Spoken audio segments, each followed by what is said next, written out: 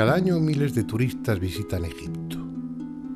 Unos lo harán por primera vez, atraídos por sus pirámides y templos, deseando conocer los restos de una espléndida cultura milenaria de la que tanto han oído hablar.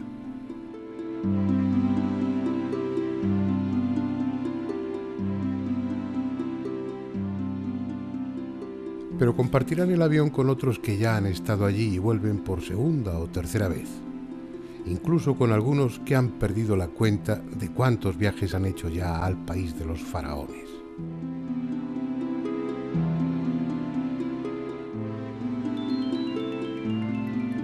¿Qué razones hay para que Egipto ejerza esa fascinación sobre el viajero? En realidad tantas como se quiera.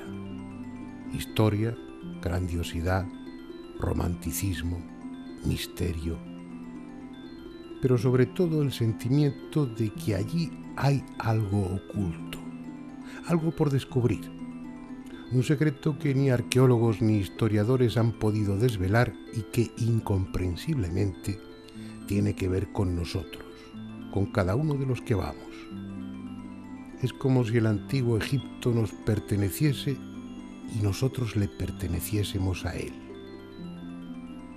Intuimos que algo va a pasar en nuestro interior, que estando allí se va a abrir una puerta que nos hará entender quién sabe qué cosa trascendente.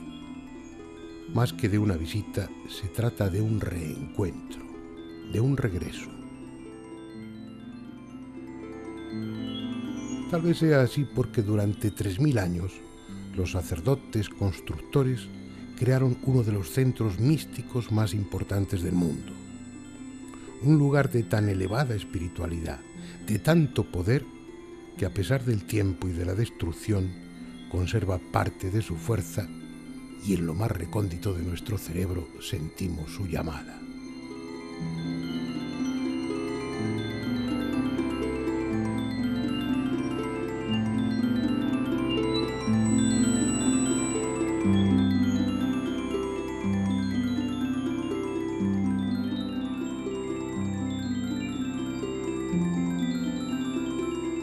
Una llamada a la que no supo resistirse un hombre cuya tumba, en el cementerio londinense de Putney Vale, vamos a visitar.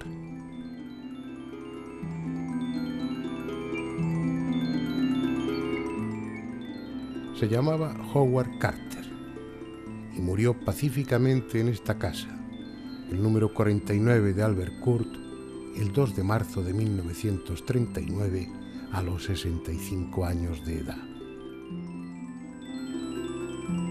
Su nombre figura en la larga lista de egiptólogos eminentes como responsable de uno de los hallazgos más espectaculares del pasado siglo XX, el de la tumba de Tutankamón. Cuando se habla de misterios egipcios, uno de los primeros que viene a la mente, si no el primero, es el de la maldición de los faraones sobre aquellos que turbaban su sueño eterno. Algo en lo que ningún arqueólogo dice creer, al menos públicamente, pero que ha hecho correr ríos de tinta y aún sigue excitando la imaginación de los turistas que visitan Egipto. Existía antes como un rumor, quizás sin fundamento y solo para impresionar a los arqueólogos novatos, aunque nunca se sabe. Pero cuando tomó realmente cuerpo, cuando se convirtió en titular de portada para los periódicos de todo el mundo, fue a raíz del rosario de muertes que siguieron al descubrimiento en 1922 y consiguiente profanación de la tumba de un joven faraón de la dinastía XVIII llamado Tutankamón. Este es el escenario, un valle calcinado y polvoriento al otro lado de las colinas de Deir el-Bahari, conocido como el Valle de los Reyes. Fue el faraón Tutmosis I hace unos 3500 años el que tomó la iniciativa de ser enterrado aquí en una tumba subterránea, con la esperanza de que oculta bajo la arena no fuese profanada. Los siguientes faraones secundaron la idea y el valle se convirtió en necrópolis real. aunque lo cierto es que las tumbas eran saqueadas igualmente y a veces casi inmediatamente después de haberse celebrado las exequias.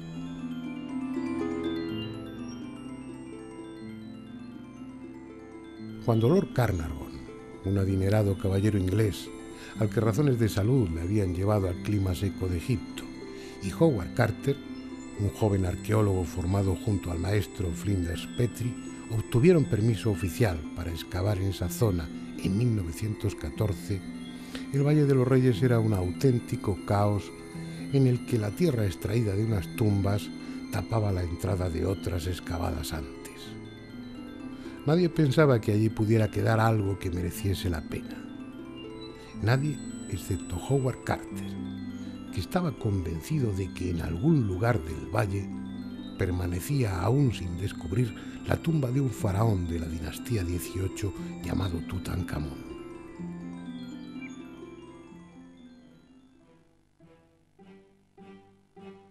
Estalló la Primera Guerra Mundial y los trabajos tuvieron que aplazarse, pero por fin en 1917 Carter comenzó a excavar y a acumular decepciones.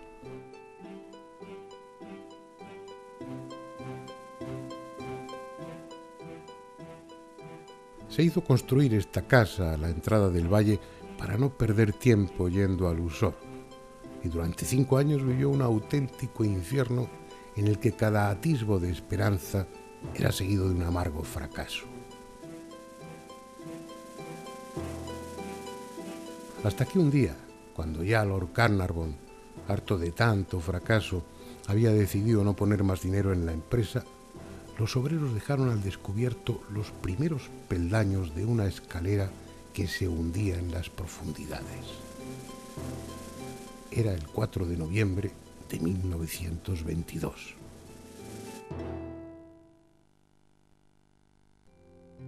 El destino había querido compensar tanto esfuerzo haciendo realidad el sueño de aquellos dos hombres, porque libres de tierra y escombros, los 16 escalones descubiertos descendían hasta la ansiada tumba. Una tumba que, contra todo pronóstico, tenía sus sellos intactos, lo que significaba, como Carter imaginara, que no había sido violada. La piqueta abrió un agujero y la luz de la linterna dejó ver un heterogéneo montón de objetos entre los que no faltaba el brillo del oro. Todo estaba en desorden, pero aparentemente no faltaba nada del ajuar funerario. La conclusión lógica, que después se confirmó, era que la tumba fue profanada, pero por suerte los saqueadores habían sido sorprendidos en plena tarea y los sacerdotes se limitaron a sellar de nuevo la tumba sin ordenar los objetos. Tanto daba. La cantidad y calidad de aquel tesoro depositado para que el faraón se sirviese de él en el otro mundo superaba todo lo imaginable. Camas, mesas, sillas, carros de guerra, armas, ropa, cosméticos, alhajas, estatuas. 1000 objetos preciosos para la historia y de un valor material incalculable por la abundancia del oro. Jamás una tumba egipcia había proporcionado a arqueólogo alguno tal premio a su constancia y tanta fama. Desde el primer momento, la tumba se convirtió en el centro de atención para los medios de comunicación de la época, y medio mundo siguió con apasionado interés los progresos de la excavación. Con frecuencia, el trabajo tenía que ser interrumpido por la llegada de autoridades egipcias y extranjeras que querían ver de cerca lo que ya se consideraba el mayor hallazgo arqueológico del siglo. Incluso se celebraron banquetes en el pasillo de acceso a la tumba.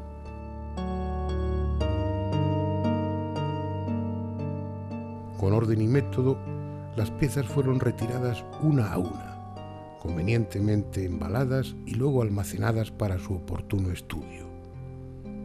Fue una tarea lenta, pero al fin la antecámara quedó despejada y la pared que daba acceso a la cámara funeraria, con sus sellos intactos, pudo ser derribada.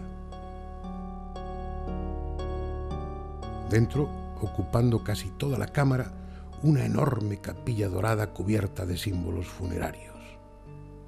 Al abrir sus puertas, vieron que en su interior había otra algo más pequeña, y dentro de esta otra, que abierta dejó ver una cuarta y última capilla dorada. Embutidas unas en otras, las 4 capillas protegían un gran sarcófago de cuarcita amarilla.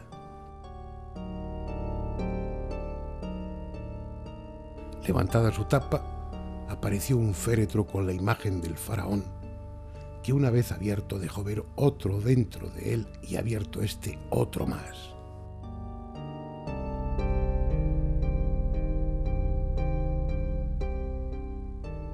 Cuatro capillas, un sarcófago y 3 féretros habían envuelto como las capas de una cebolla la momia de un joven faraón que reinó a los 12 años de edad y, según la minuciosa autopsia realizada en 1968, murió a los 18 por una fractura del cráneo, consecuencia de un certero golpe.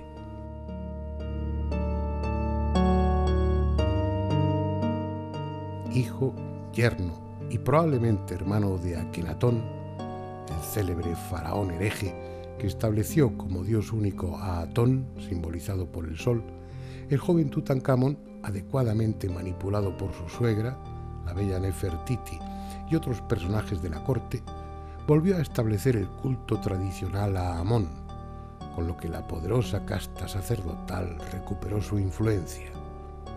Y cuando ya no era necesario, lo asesinaron discretamente. Eso sí, llenando su tumba con un fabuloso tesoro por la labor prestada. Pese a tan valiosas ofrendas, es de suponer que en el otro mundo el espíritu de Tutankamón no estaba muy satisfecho y que su cólera, encerrada durante 32 siglos, libre a medida que caía en las paredes de la tumba, buscó venganza en aquellos que habían turbado su reposo. Eso es lo que pensaban los obreros y a lo que atribuyeron el que una cobra devorase en su jaula al canario de Howard Carter que tanto apreciaba. Un siniestro aviso que se vio confirmado cuando el 5 de abril de 1923 murió en extrañas circunstancias el propio Lord Carnarvon y poco después Arthur Mace, del Museo Metropolitano de Nueva York, que inicialmente había participado en la excavación. Ya no eran solo los obreros, los periodistas también empezaron a hablar de una maldición. Y como si los hechos quisieran confirmarlo, Georges Benedict, del Museo del Louvre, moría súbitamente junto a la entrada misma de la tumba. Pero solo era el principio. En los 7 años siguientes, más de 25 personas relacionadas directa o indirectamente con la profanación de la tumba murieron. Unas de muerte aparentemente natural y otras en absurdos accidentes o por suicidio. Pasado ese tiempo y satisfecha su sed de venganza, el espíritu de Tutankamón descansó al fin tranquilo. Al menos eso es lo que muchos piensan. Naturalmente, tal maldición es más que discutible. Ni siquiera puede hablarse de algo que emponzoñase el aire estancado de la tumba, ni esporas de hongos, ni gérmenes, ni veneno pulverizado, porque las muertes se debieron a las circunstancias más variadas. Lo lógico es atribuir esa acumulación de muertes a la funesta casualidad y a la exageración de los periodistas. Sin embargo, una de ellas, la primera, precisamente la de Lord Carnarvon, estuvo rodeada de tantas circunstancias misteriosas que uno tiende a pensar si al final de todo no es posible que tal maldición existiese.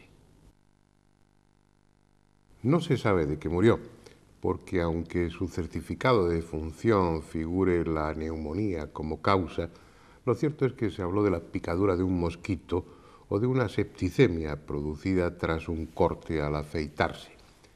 En textos más recientes se afirma incluso rotundamente que murió de histoplasmosis. Pero esa enfermedad producida por el Histoplasma capsulatum es una enfermedad de curso crónico y Lord Carnarvon murió en 8 días. Fuese cual fuese la causa de su muerte, lo cierto es que cuando estaba devorado por la fiebre en su habitación del Hotel Continental Savoy, pronunció en varias ocasiones lleno de pavor que un pájaro le estaba arañando la cara. Algo aparentemente absurdo, pero que sí tiene sentido, porque durante el primer periodo intermedio en el Antiguo Egipto estaba extendida una maldición para los profanadores de tumbas que decía exactamente esto: el pájaro Nekbek destrozará con sus garras el rostro de quienes profanen una tumba. ¿Casualidad? Tal vez, pero no es la única frase extraña que pronunció. Unos instantes antes de morir, dijo algo parecido a «he oído su voz y le sigo». Bueno, no son estas las únicas casualidades que hacen de la muerte de Lord Carnarvon algo muy especial, como ahora veremos. A la 1:45 de la madrugada del 5 de abril de 1928, Lord Carnarvon expiraba. Y en ese preciso instante todo el Cairo quedó a oscuras. Un apagón que duró 5 minutos y que hoy, 80 años después, nadie ha podido explicar cómo se produjo y mucho menos cómo se arregló solo. Y otra casualidad, cuando Lord Carnarvon fallecía, más o menos a la misma hora, en su casa natal en Inglaterra, a miles de kilómetros de distancia, su perra Fosterrier Susan empezó a aullar lastimeramente y cayó muerta, como fulminada. Lo mejor es no creer en las maldiciones pese a todo y atribuir estos extraños sucesos a los misterios que hay en esa tierra extraña. Pero como queda tiempo, vamos a referirnos a algunos más de esos misterios. Este es un río singular. Está tan cargado de leyenda, se ha acumulado a sus orillas tanta historia, que no hay otro río en el mundo que pueda comparársele. Los griegos le dieron el nombre de Crisonoas. Para los árabes era sencillamente Bahar, el mar. Hoy todos le conocen como el Nilo. Pero hubo un tiempo en que tuvo la categoría de un dios. Hace de eso muchos siglos. Hapi, que tal era entonces el nombre de este río, fertilizaba periódicamente una estrecha faja de tierra a ambas orillas y daba con ello sustento a una de las culturas más prodigiosas que ha conocido este planeta. Sus aguas fueron tan vitales para el viejo Egipto como lo es la sangre para los seres vivos. Lento y majestuoso en la última parte de su recorrido, fue también el camino por el que las barcazas trasladaron las piedras talladas para los templos y las mercancías con las que comerciaban con otros pueblos del Mediterráneo: fenicios, chipriotas, sirios y sobre todo griegos.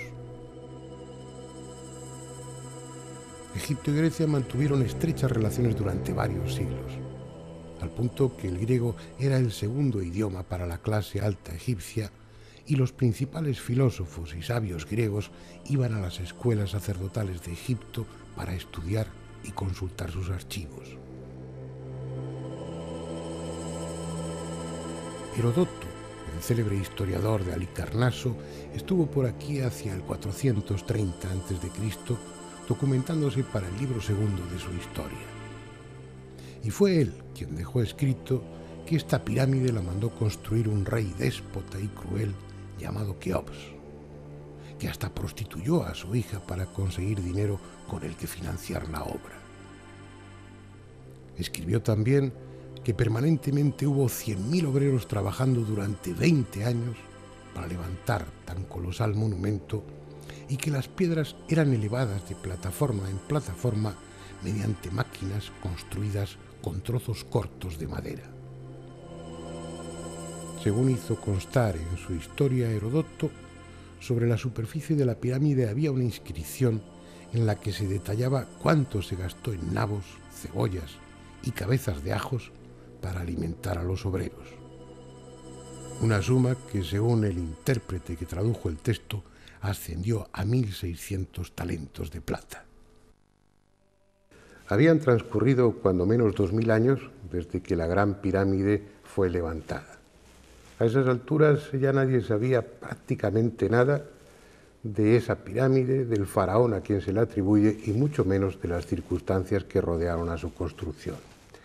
Aparte de lo que tenía delante de sus ojos, lo que cuenta Heródoto es probablemente inventado por él o que se lo dieron ya inventado. En definitiva, una historieta cargada de fantasía. Un solo ejemplo. Si, como él dice, la Gran Pirámide fue levantada en 20 años, eso significa que una piedra de más de 2 toneladas era izada hasta la hilera correspondiente, ajustada cuidadosamente en su lugar cada 3 minutos. Eso sin contar los bloques de revestimiento y la compleja red de túneles y cámaras. Tomar conciencia del misterio que entraña la Gran Pirámide requiere, en primer lugar, saber a qué clase de edificio nos enfrentamos. Cada uno de los lados de su base mide algo más de 230 metros, es decir, un perímetro de casi 1 kilómetro, y una superficie de 53.000 metros cuadrados. En el terreno que cubre la Gran Pirámide caben más de 270 pistas reglamentarias de tenis. Su altura actual es algo más de 139 metros, el equivalente a un rascacielos de 40 plantas. Está construida con unos 2.600.000 bloques de piedra. Tiene un volumen aproximado de 2.632.000 metros cúbicos y su peso se ha estimado en unos 7 millones de toneladas. Para hacernos una idea de la enormidad de la Gran Pirámide, baste decir que sus piedras, juntas unas a otras, serían suficientes para rodear toda la península ibérica y aún sobrarían piedras.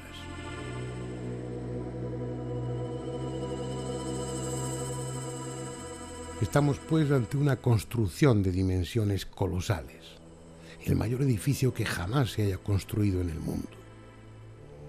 Lo insólito, lo incomprensible, es que sus constructores, hace 4.500 años o más, lo hicieron con mayor rigor, con muchísima más precisión de la que ahora, con todos nuestros medios técnicos, somos capaces.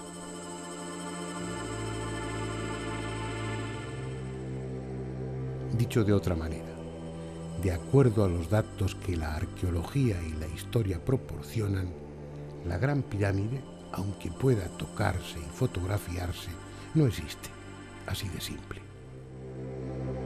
Veamos, por ejemplo, el cierre poligonal y la suma angular de la base.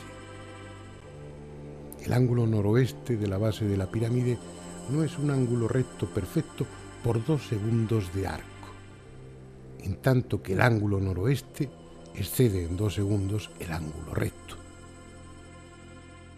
No estamos hablando de segundos de tiempo, estamos hablando de segundos de arco.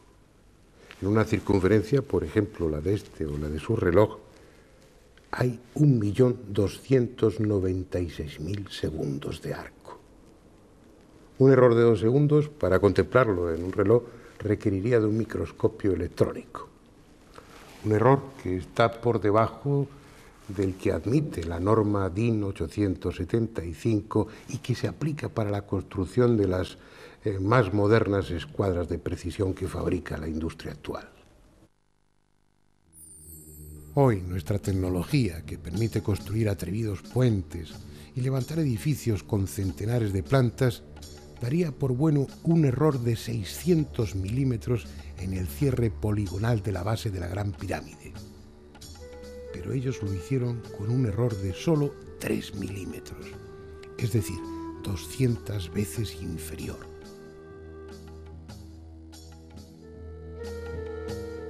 En la suma angular, la arquitectura actual también consideraría válido para un edificio así un error de 600 segundos de arco. Ellos lo hicieron con un error de 4 segundos. 150 veces menos.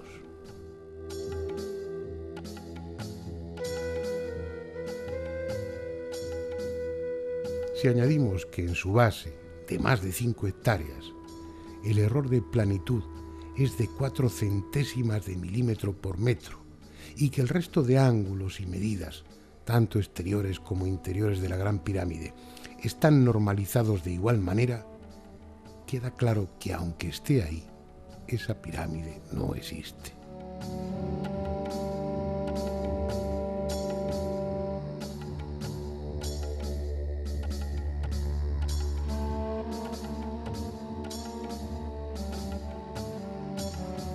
No puede existir, porque ahora, con nuestros teodolitos de alta precisión, niveles ópticos, cintas no dilatables, termómetros de Beckman, etcétera, etcétera, nos veríamos en apuros para conseguir esa exactitud en medidas y orientación.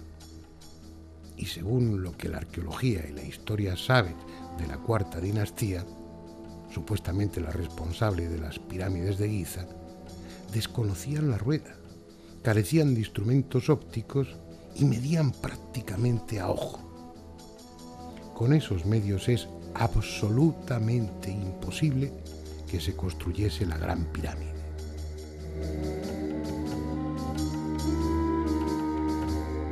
Detrás de ella hay unos conocimientos y una tecnología tan evidentes como absurdos para aquella época.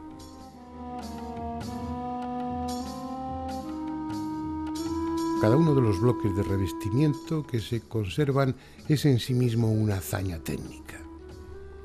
Tienen un error de 2 centésimas de milímetro por arista. Por 60 micras, sus 3 metros cuadrados de superficie no son planos perfectos. Y en los ángulos diedros formados por sus caras, el error es de 5 segundos de arco. Son prismas tallados con tanta exactitud y perfección como las lentes de un telescopio.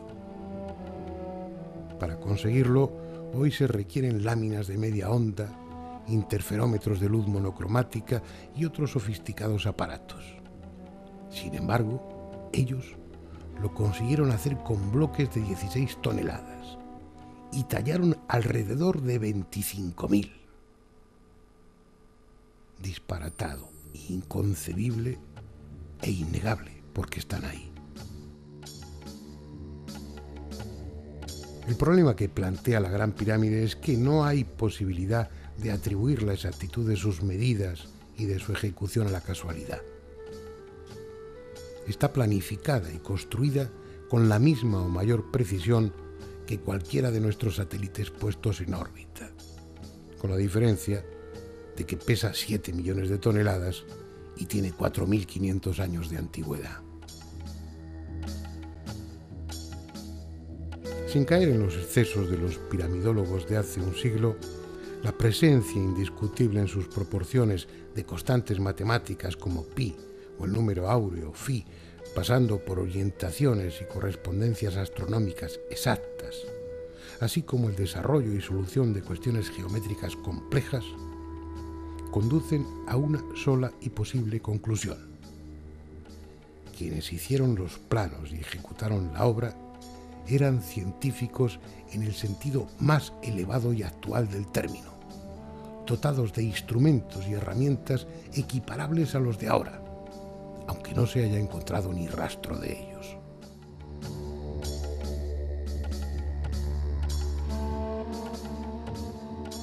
Es esa una de las cuestiones fundamentales al enjuiciar este tipo de problemas. Los arqueólogos se basan en hallazgos materiales, en evidencias arqueológicas. Si entre las ruinas no se encuentran restos de aparatos ópticos o de lentes y no aparecen representadas en ningún sitio, es que los hombres antiguos no las poseyeron. Pero por otro lado está la evidencia tecnológica. Si nos encontramos con realizaciones que solo son posibles utilizando sofisticados aparatos ópticos, es que los tuvieron, aunque no hayan aparecido. Estamos equivocados cuando aplicamos al pasado nuestro concepto de la sociedad actual. El conocimiento fuese cual fuese su alcance, estaba reservado a unos pocos, a los que pertenecían a determinados niveles de la casta sacerdotal y a los escribas de más alto rango. Ese conocimiento científico y técnico era la fuente de su poder, obviamente secreto y por tanto no representado o escrito en ningún sitio.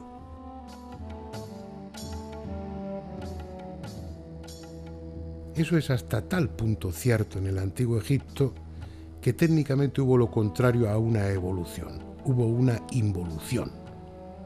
Los secretos de las primeras dinastías no pasaron a las siguientes, ni en matemáticas, ni en astronomía, ni en medicina, ni en técnica constructiva. Se perdieron por alguna razón. Los faraones de la dinastía 12 o de la 18 no habrían podido construir otra gran pirámide por mucho dinero y mano de obra que tuviesen. Les faltaban los conocimientos de que dispusieron los de la cuarta dinastía. Lo malo es que esos conocimientos son tan desestabilizadores, tan desconcertantes, que no solo obligan a modificar nuestro concepto del pasado, sino también nuestro concepto de la física. Este es un tarugo de piedra muy dura, producto de uno de los trépanos actuales.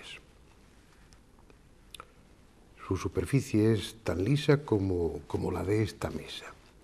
Y eso es porque los trépanos de ahora, los modernos, a pesar de tener unos bordes cortantes de extrema dureza y actuar con una presión de 50 kilogramos, solamente avanzan en cada giro, muerden en cada giro 5 centésimas de milímetro en la piedra. Y eso hace que las estrías estén tan juntas que el tacto no las perciba. Pues bien, hace 4.500 años, los antiguos egipcios tenían trépanos que en cada giro penetraban más de 2 milímetros en el granito. Es técnicamente imposible, impensable siquiera, porque sería necesario que el material del borde cortante de los trépanos fuera 50 veces más duro que el diamante y que la presión aplicada no bajase de los 2.000 kilogramos. Pero siendo algo inconcebible para nuestra tecnología, resulta que ahí están los agujeros con sus estrías bien visibles como prueba indiscutible de que ellos sí lo hicieron. Y no son una excepción, porque serraban la piedra con la misma incomprensible eficacia. Nuestras sierras circulares con punta de vidia, las más modernas y potentes, penetran en cada paso 4 centésimas de milímetro. Los serruchos egipcios, en cada pasada, penetraban en la piedra 2,5 milímetros, 60 veces más. No hay máquina ni material en el mundo capaces de eso. Sin embargo, ellos lo hicieron.